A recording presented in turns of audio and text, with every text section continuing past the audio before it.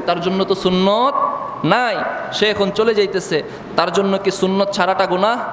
গুনাহ না। এখন সে চলে যাইতেছে, আপনি তার ব্যাপারে ধারণা করে, একটা খারাপ ধারণা করে নিজে ঈমানটাকে ত্রুটিযুক্ত করে ফেললেন। মাগরিবের নামাজের পর আমাদের বাজারের মসজিদ, অনেক মানুষ আসে, অনেক মানুষ দূর দূরান্ত থেকে বাস স্টপ হয়েছে, নামাজের জন্য আসে।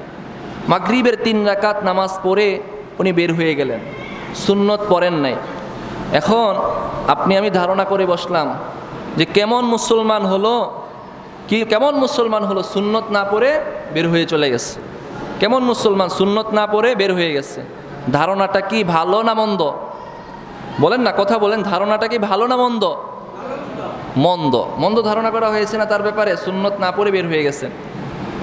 এই আরেকজন ব্যক্তি এশার নামাজে আসলো, এশার নামাজে জামাতের সাথে শরিক হয়ে সুন্নত না পড়ে আবার বের হয়ে গেছে।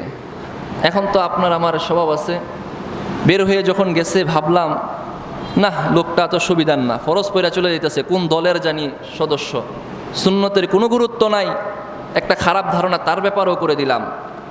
দুজনের ব্যাপারেই খারাপ ধারণা করা হলো, অথচ দুইজনের ব্যাপারে উত্তর হলো প্রথম জনের বাস্তবতা এমন, প্রথম জন গাড়ি স্টপিজ করেছে, সেই ব্যক্তিটা মুসাফির, মাগরিবের নামাজ জামাতে পড়ার জন্য মসজিদে এসেছিলেন, জামাত শেষে এখন গাড়িতে উঠবেন, তার জন্য তো সুন্নত নাই, সে এখন চলে যাইতেছে, তার জন্য কি সুন্নত ছাড়াটা গুনাহ?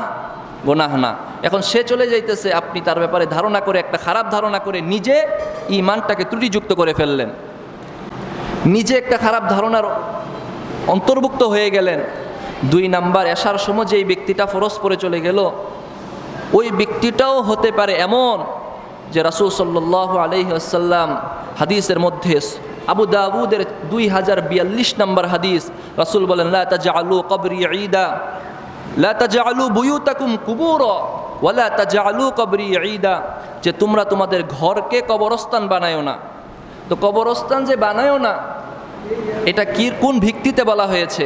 আমরা সারাক্ষণ ঘরের মধ্যে শুধু স্ত্রী সন্তানের সাথে বসবাস করি, খাবার দাবার খাই, ইবাদতের কোনো কিছুই করা হয় না। কবরস্থানে যেমন ইবাদত হয় না, ঘরটাকেও ইবাদতবিহীন কবরস্থানের মতো বানানোর কথা বলা হয়েছে। রাসূল বলেন এমনটা বানায়ও না।